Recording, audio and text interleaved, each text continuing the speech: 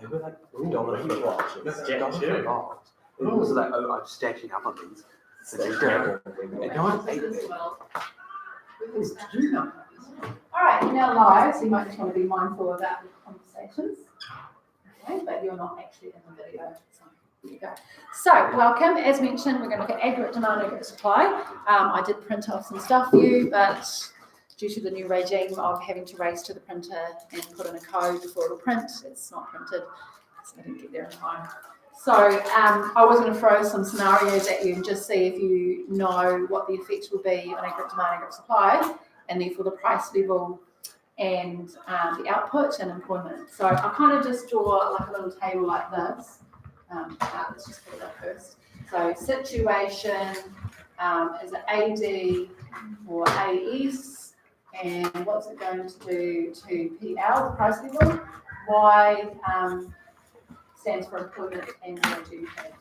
So common little thing is kind of have like this, and let's go the minimum wage increases. What is it, AD or AS? Okay, new people who know, be quiet. Jack and Tom, pressure. Apparently, you are here, know this. You've got it. Are they both affected, or one more than the other? Okay, what's your initial feeling? I was thinking more demand. Okay, if we're at level 2 economics, okay, and in the external setting, they would have said AS. Okay, why would they say AS? And they said it would decrease. Why? Increased cost. Cost of production. It's a major cost of production. Yeah. I would actually think, and I'm going to go there for scholarship, and I'm going to say, yeah, maybe 80, because actually we've done the internal this year in level 2 on unemployment. There is a huge amount of evidence and research that shows that when the minimum wage goes up, unemployment doesn't rise, it actually falls. And that's because of the demand side of it, that actually people don't get sacked, that firms don't let staff go, that people actually get the increase. And particularly in New Zealand right now, and other times when they've increased it, the unemployment rate has been really low. There's been a lot of what we call skill shortages. So in fact, firms can't let people go because they won't be able to find them when they need them. So there's that real worry about I won't be able to find good quality staff. So it's kind of like they need to sort of soak up the cost increase.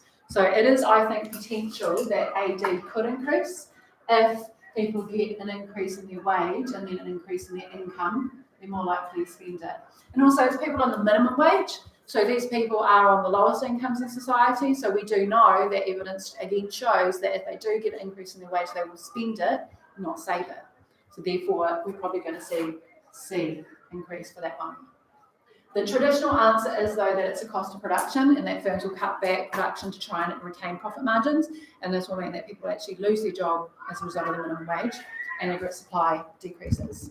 However, as I'm saying, strong amount of evidence, like can give you the research we did for unemployment, that actually this leads to increased incomes among, the hospitality sector. They're really short staff right now, so they can't afford to let people go, so they're just going to end up absorbing that cost or trying to pass it on to customers through increased prices, and therefore people will get a boost in their income. So either way you went though, what's going to happen to the price level? Goes up. Yeah, definitely. So it could be potentially quite inflationary. Something you might want to look at is the wage price spiral, that wage demands can lead to inflation kind of getting out of control. In terms of output, and so economic growth, unemployment, what are we thinking? They'll go down as well. So you think it will go down? Question mark go down, that would be if the AS decrease is greater than the increase in AD. Okay? But again, a lot of research tends to suggest that unemployment actually falls as a result of the minimum wage, not increases. So that would tend to suggest that actually it's going to increase because the effect on AD outweighs the decrease in AS. Actually, I think this potentially could be a good scholarship question because, okay, your classic answer is the cost of production, AS decreases, price level goes up, and output falls, unemployment rises. However, if you look at actual reality and the research that's out there with when the minimum wage has risen, unemployment has fallen, not increased. So that would tend to suggest that actually people don't lose their jobs, they do get an increase in wage and they spend it, which therefore increases AD. Okay, so you have been studying, you do know what we're talking about. So let's choose another one. GST is, I'm going to do something different, decreased. Imagine that, they decrease the rate of GST. Unlikely. Let's go Thomas maybe. Does Thomas know? Or are you still learning? I'm still learning. Okay. Did you kind of get ADAs? Okay, that's good. All right, GST. It's a bit of both, isn't it? Michael? AS? Yes. So AS is going to increase. It's AS. If you think back to year 11 when you had an indirect tax, it affects the supply curve, not the demand curve. GST is paid by producers to the government. So it's collected by them as part of the sales price and then it's passed on to them in their annual return. It's not actually consumers that pay the tax. So theoretically, what it's saying is that more of the price they receive has to go to the government. So therefore, it doesn't affect cost, but it decreases profitability. In this case, it would increase profit that they get to keep out of the sales price. So in New Zealand, I get the AD side potentially, like with prices falling, people would spend more, I guess. But actually with this, we're looking at the fact that firms will get to keep more of the price received. They would pass on less tax to the consumer. You know, it could just be that they, instead of maybe cutting the price significantly to consumers, they think about elasticity, maybe they actually just keep more of that price and they're like, yeah, I was collecting 15%. I'm going to drop your price by 5%, but I'm just going to just keep the rest as profit for myself. So they could do that, especially if they're not in a very competitive industry. So therefore, it's going to be AS increasing price level. It goes down. Yeah. So this is what we call a positive supply shock, which causes deflation. So a positive supply shock is when aggregate supply increases, and it's called deflationary. We say deflationary because something else might happen and the price doesn't actually fall, it just that it kind of puts less downward pressure on prices. Output? Increase. Yeah. So this is a good outcome that we should see more output and therefore more employment in the country. All right. Another one is quite popular. We were looking at this in class the other day. I mentioned it to you. Company tax is decreased. Okay. AS losing. AS? Michael?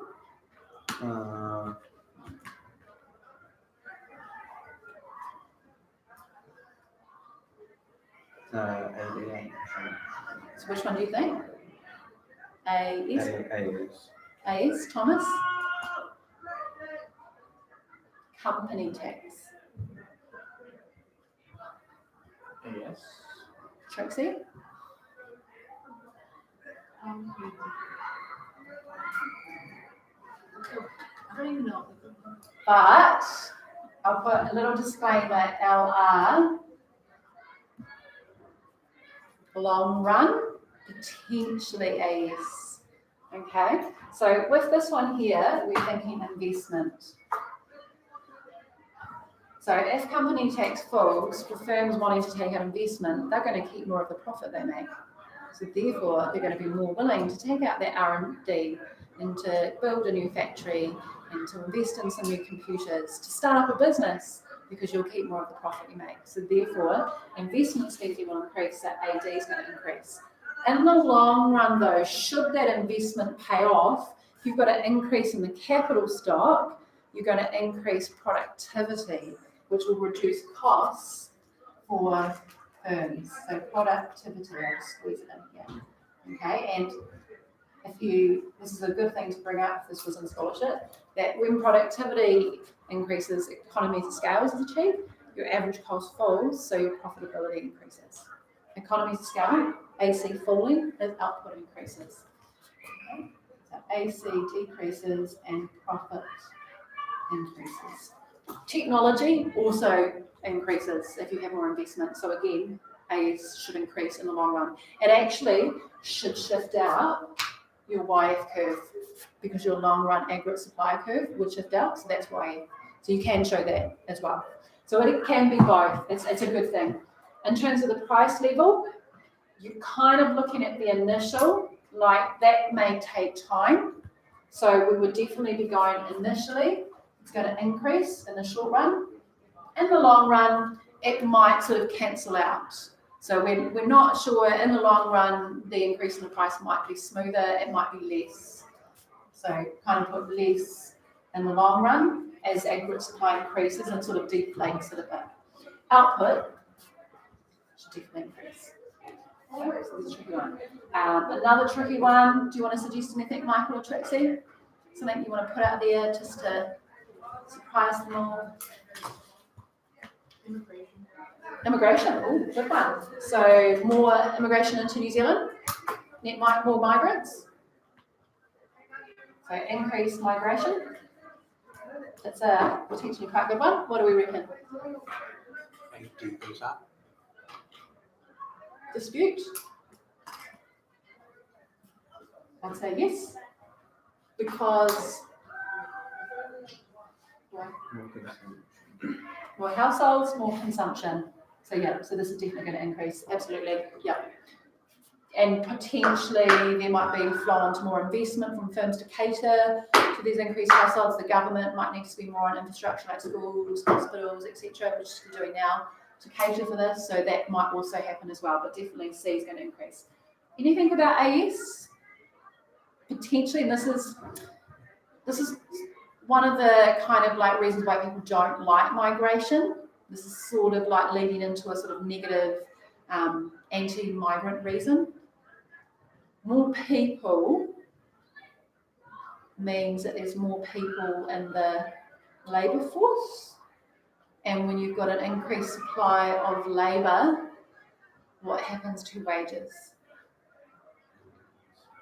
Can decrease. Theoretically, if the supply of labour is to increase, wages would fall. At the very least, we have had a lot of pressure on wages to increase because of skill shortages, because unemployment's so low. So if we had a lot more supply of labour, that would sort of minimise those wage increases. It would push down wage demands, because kind of like, don't ask me for a raise, there's all these people out the door who work for the same job you're doing. So it can affect AS a little bit through the idea of reducing costs, particularly wages, finding it easier to find staff. Your recruitment costs would fall because it's going to be easier for you to find staff with more migrants.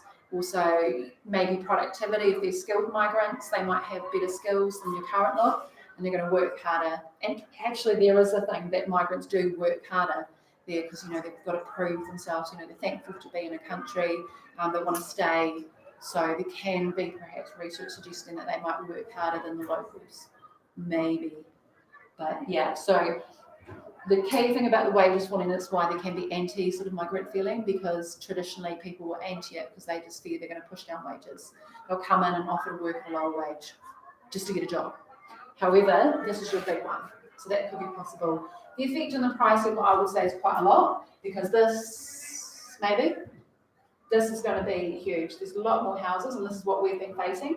The issue that we've had is that the price level hasn't really going up a lot. So there's sort of other things going on in the economy, maybe this, that are sort of deflation in a bit. This should increase.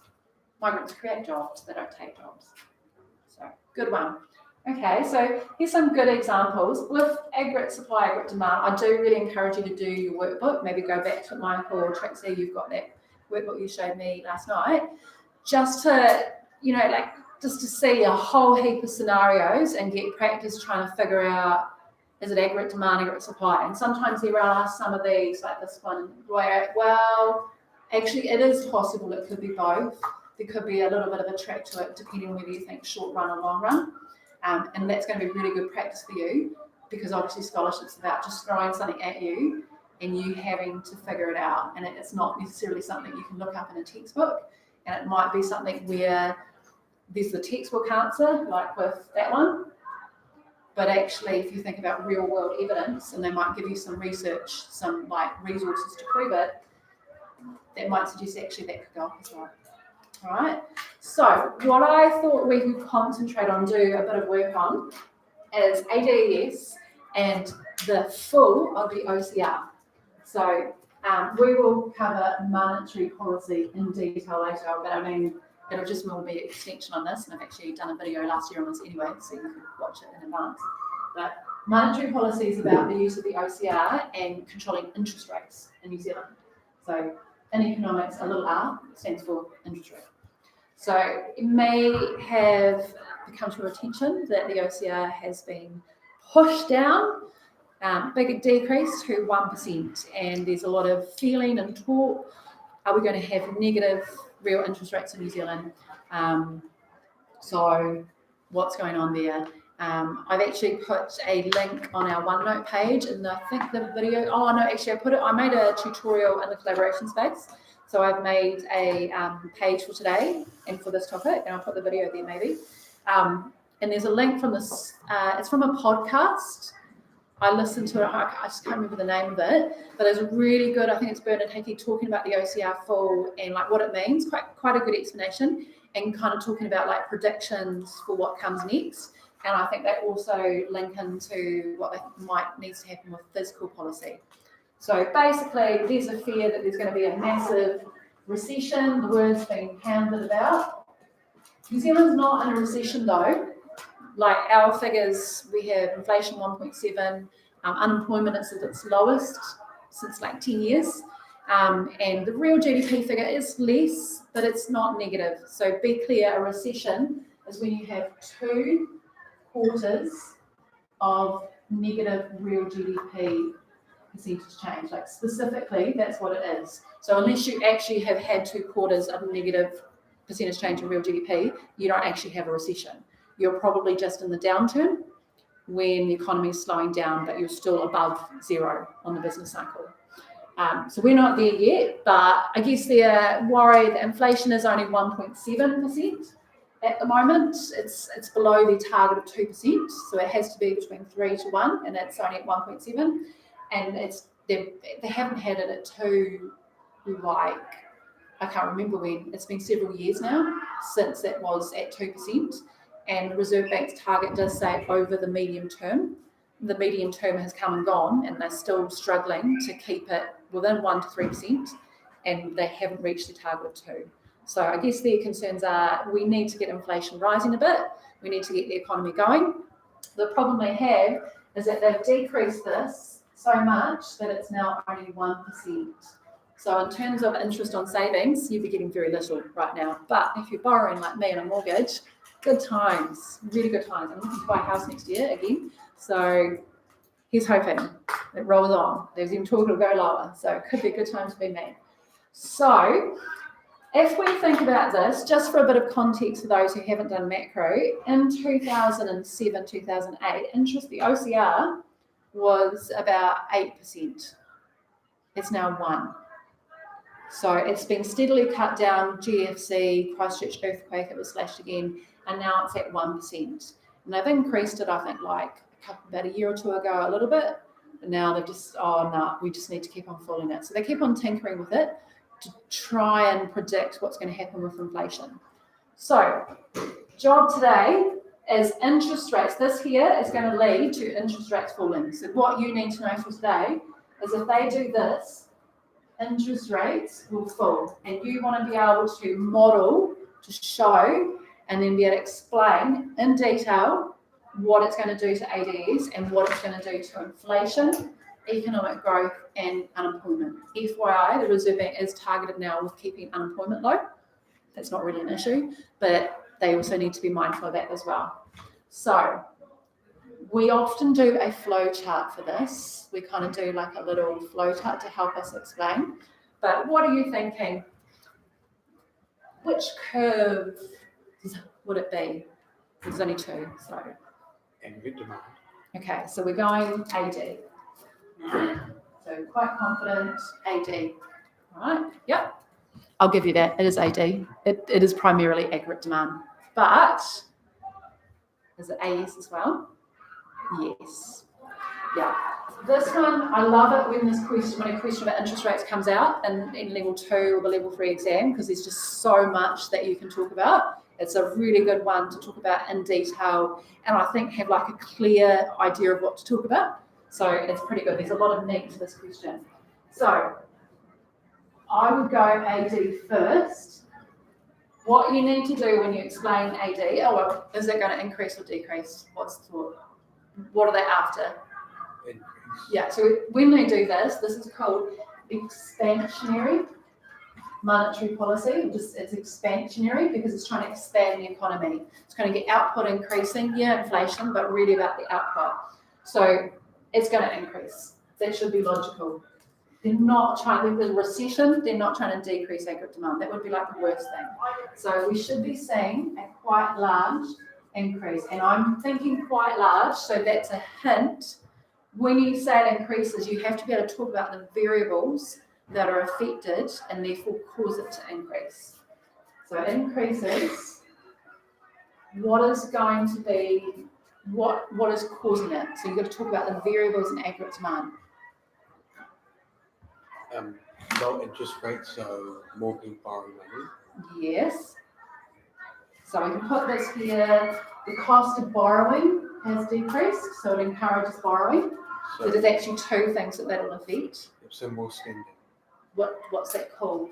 The word? More consumption. Yeah. So C, big C, is going to increase. And less savings. Yeah. So savings are going to fall. There's the incentive to save has decreased. Get less return on your savings. And think about people like me who already have a house. Part of my loan is floating. Okay. There is a part that's fixed, but it's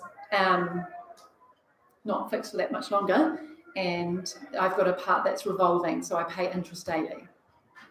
So when I have to pay back my mortgage every fortnight. When I buy a new house next year, part of the thing I'm thinking about is what my repayments will be on my mortgage. So one, I'm encouraged to borrow as it is, but also when I already have a loan, those repayments I need to make, especially when I'm on a floating rate, what's going to happen to them? Smaller. Yeah, that's the big thing. And like you think about households, it's a major expense. If I have to pay less on the mortgage, I can spend that.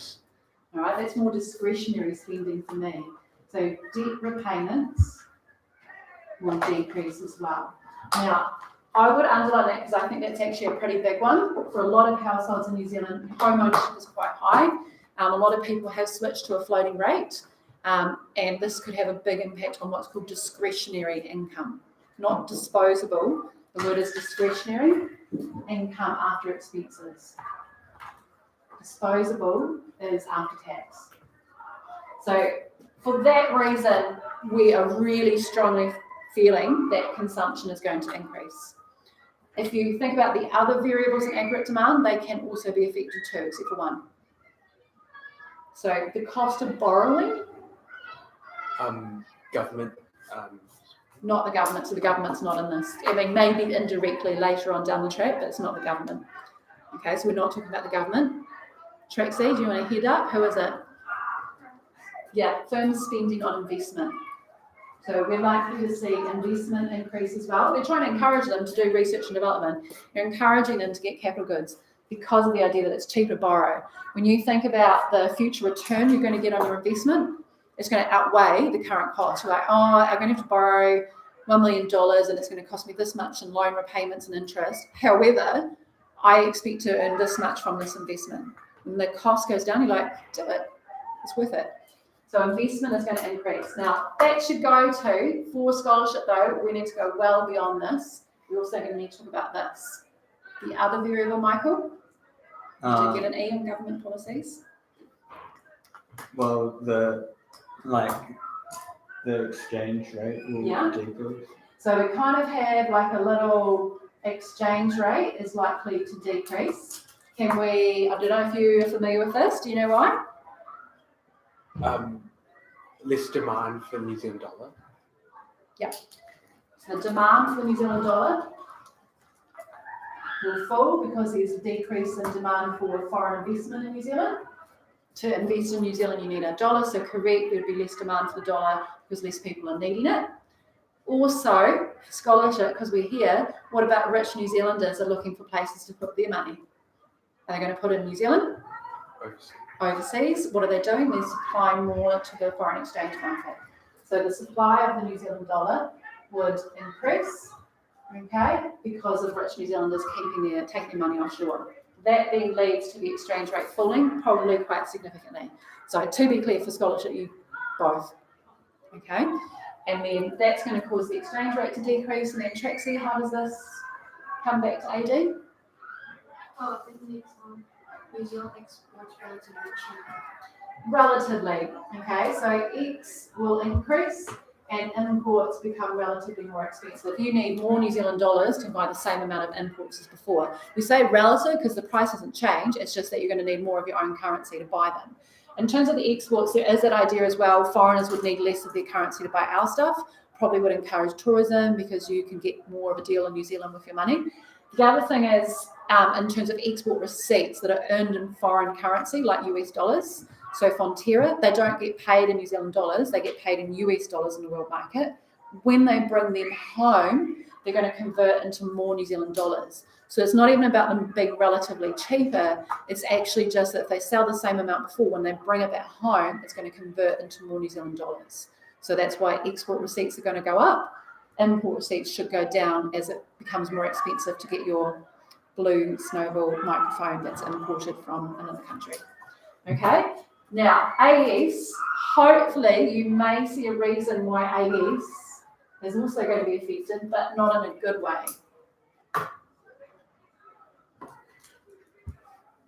So this is going to be a massive increase of AD, but AS, think about that exchange rate situation and think about the import situation. Less. Would it be more less exports as well? So you're No. So when we talk about exports, I know you might be thinking production. That's not AS. Okay, it's spending on exports. Spending is aggregate demand. Production is about AS. Cost of Production. Yeah. So there's going to be an increase in cost of production from imported raw materials like oil, like electronics. So they're going to go up, and that means that your cost of production might increase, which reduces your profitability, which therefore decreases AS. A little bit though, because it's only, you have other you have wages. Wages are not imported, so they're not going to be affected. And they're a major cost. Electricity, power, same thing. All these things are not imported raw materials, so they're not affected. So a small decrease. And since that's scholarship, I'm just going to put something out there. Remember how we were talking about company tax and that in the long run could affect AS? This is encouraging investment, is it not? So potentially could we possibly put it out there that in the long run, when the Reserve Bank does this and they know about this, like, oh, that could be an issue, there's a but there, you might also be thinking, yeah, but in the long run it'll probably be cancelled out because if the investment pays off, technology will improve, productivity will improve, and actually maybe AS could increase in the long run. Kind of like question mark, but maybe might increase in the long run due to productivity gains. Maybe. I think it's something that could be considered. Whenever you have an increase in investment, you have the potential for that to increase again in the future and therefore cause AS to increase and then kind of offset the potentially quite inflationary impact from this. So what do we see as a result? Well, they're trying to expand the economy. Have they achieved that goal? This is all like what they're thinking will happen. Okay, this is what they're trying to do. There could be like the whole world plummets into recession that kind of offsets all this. So that could just go out the window. But here, if you're going for black, here's your final output position. You were here. So you can say that real GDP economic growth has been achieved, because Y has increased to Y1.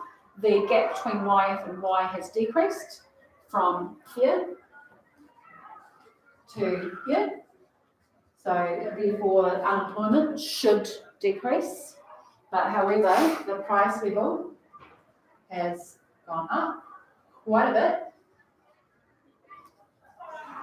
because of the demand pull inflation. Now, I don't think your book will tell you this, but when aggregate demand increases, that's called demand pull inflation. It's got like an actual name. It's got a thing. Whereas, what's that called, Michael, when AS decreases? Do you remember? Cost push. Yeah, so this has got a name, cost push inflation.